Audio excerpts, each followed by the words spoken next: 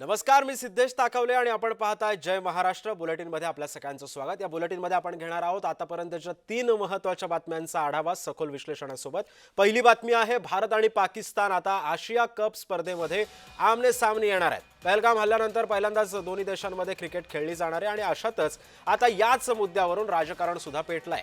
असं असताना संजय राऊतांनी आता मोदींना एक पत्र लिहिलेलं आहे आणि या पत्रातून टीकेची झोड उठवली आहे। केंद्रीय क्रीडा मंत्रालयाने आशिया कप क्रिकेट स्पर्धेमध्ये भारत पाकिस्तान सामन्यांना हिरवा कंदील दिल्याची बातमी भारतातील लोकांसाठी खूप वेदनादायक असल्याचं सुद्धा राऊतांनी म्हटलंय। मात्र पंतप्रधान आणि गृह मंत्रालयाच्या मान्यतेशिवाय हे शक्य होणार नाही, हे स्पष्ट आहे असं सुद्धा संजय राऊतांनी आपल्या पत्रामध्ये म्हटलंय। यावेळी त्यांनी सरकारला 5 प्रश्न सुद्धा विचारलेले आहेत। ही सुद्धा बातमी आपल्याला बघायची आहे। दुसरी बातमी आहे कोल्हापुरातून। कोल्हापूरमध्ये 2 गटामध्ये चांगलीच हाणामारी झाली आहे। या हाणामारीचं रूपांतर जे आहे ते दगडफेकीमध्ये झालंय। काल रात्री हा सगळा जमाव शांत करणं पोलिसांना मोठा आव्हानात्मक होतं आणि यावर आता पोलिसांनी सुद्धा मोठा पोलिसांचा बंदोबस्त जो आहे तो तैनात केलेला आहे। यानंतरची बातमी आहे नाशिकमधून। नाशिक जिल्हा परिषदेमध्ये सध्या लाडक्या बहिणींच्या कामाचा घोटाळा झालेला आहे। या योजनेचा गैरवापर करत तब्बल 8 कर्मचाऱ्यांनी याचा लाभ घेतलाय।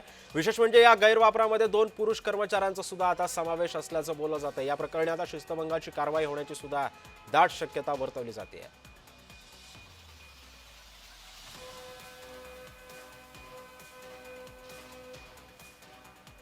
आणि बुलेटिनच्या सुरुवातीलाच एक मोठी बातमी आहे, ती म्हणजे संजय राऊतांनी मोदींना लिहिलेल्या पत्रासंदर्भातली। भारत आणि पाकिस्तान आता आशिया कप स्पर्धेमध्ये आमने सामने येणार आहे। पहलगाम हल्ल्यानंतर पहिल्यांदाच दोन्ही देशांमध्ये क्रिकेट खेळली जाणार आहे आणि अशातच आता याच मुद्द्यावरून संजय राऊतांनी एक मोदींना पत्र लिहिले आणि याच्यावरून राजकारण सुद्धा पेटलंय।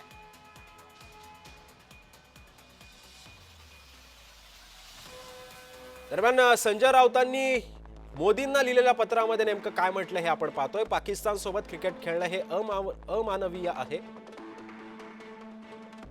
क्रिकेट खेळलो नाही तर अमेरिका व्यापार थांबणार आहे का? जवानांच्या बलिदानाचं काय झालं असा सवाल सुद्धा आता त्यांनी विचारलेला आहे।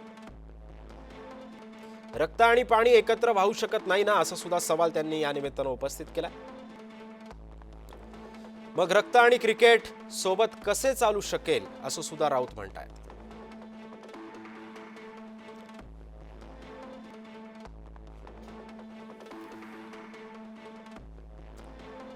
दरम्यान खासदार संजय राऊतांनी या सगळ्या प्रश्नावरती आता नेमकं काय प्रतिक्रिया दिली आहे पाहूयात। ओरबडून काढणारा कालचा निर्णय त्यांनी घेतला की पाकिस्तान बरोबर क्रिकेट खेळू शकता। मी प्रधानमंत्र्यांना प्रश्न विचारला, पाकिस्तान बरोबर क्रिकेट खेळण्याची जी काय आपल्याला खुमखुमी आहे किंवा खाज आहे, त्यासाठी आपण पेहलगावमध्ये जे शहीद झाले त्यांच्या कुटुंबियांना विचारलं का? त्यांच्या भावना समजून घेतल्यात का? आणि असं आपली कोणती मजबुरी आहे की तुम्ही पाकिस्तान बरोबर क्रिकेट खेळणार आहात?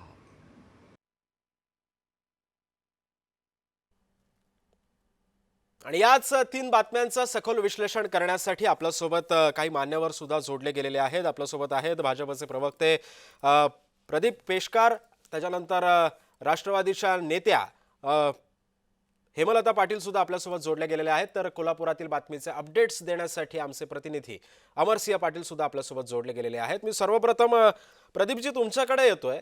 राऊतांची बातमी आपण आता बघितली, तर राऊतांनी जे पंतप्रधानांना पत्र लिहिलेलं आहे, वारंवार पत्रव्यवहार आता राऊत मोदींना करतायत।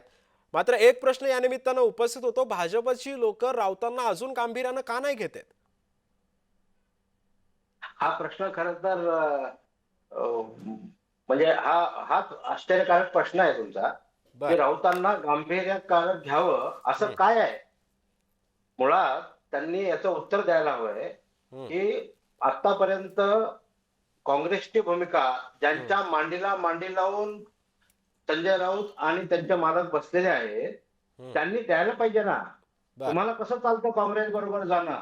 ही साधी गोष्ट आहे की 80च्या दशकामध्ये क्रिकेट डिप्लोमॅसी करणारे काँग्रेसचे नेते, मनमोहन सिंगाच्या बाबतीत पीपल टू पीपल कॉन्टॅक्ट होऊ शकतो म्हणणारे, क्रीडा हे शांतीचं एक साधन आहे हे सांगणारे नेत्यांबरोबर हं, जाणे, तेव्हा काय पाकिस्तान गुलाबजामुन देत होता का?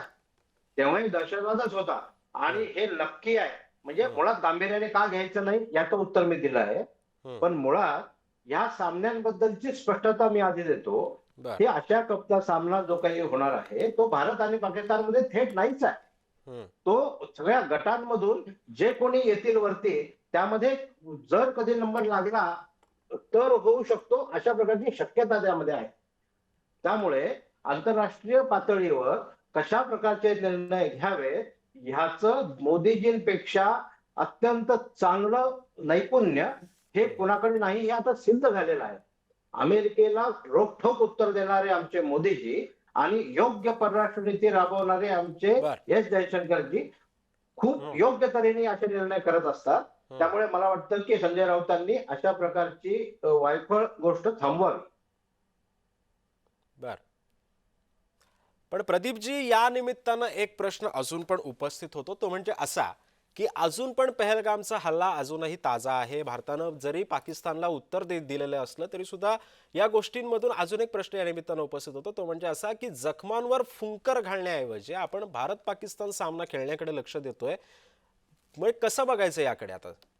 त्या लोकांवरती असं अन्याय आहे. नाही, जे लोक शहीद झालेली आहेत, जे जवान शहीद झालेले आहेत, जी लोक यामध्ये मृत्युमुखी पडलेली आहेत, त्या कुटुंबियांकडे आता या सगळ्या सहानुभूती म्हणून आपण बघणार नाही होत?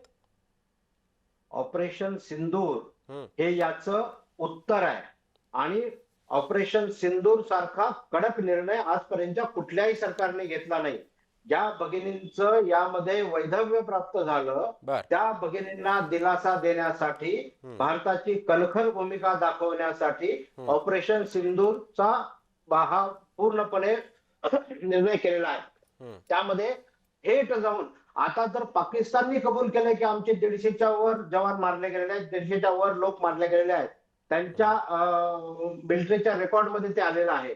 एवढं होऊन सुद्धा अजून आपल्याला असं वाटतं की फुंकर घालण्याची बाकी आहे.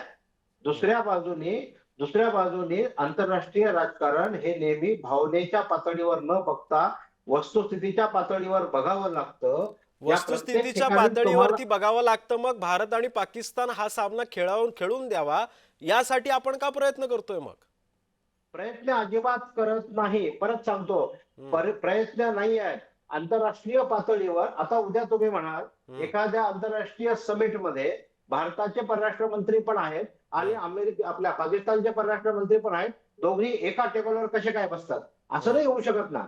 हा क्रीडाचा विषय भावनिक न घेता हा एक खेळ आहे आणि या खेळामध्ये कोण कोण पार्टिसिपेट व्हावे हे काही भारत नाही ठरवत आहे. हे लक्षात घ्या. भारत आयोजक नाही आहे. त्यामुळे या आयोजनामध्ये जर का पाकिस्तान येत असेल आणि त्याला आमचा कन्सेंट किंवा कन्सेंट नाही हेही म्हणायचं काही कारण नाहीये. बर.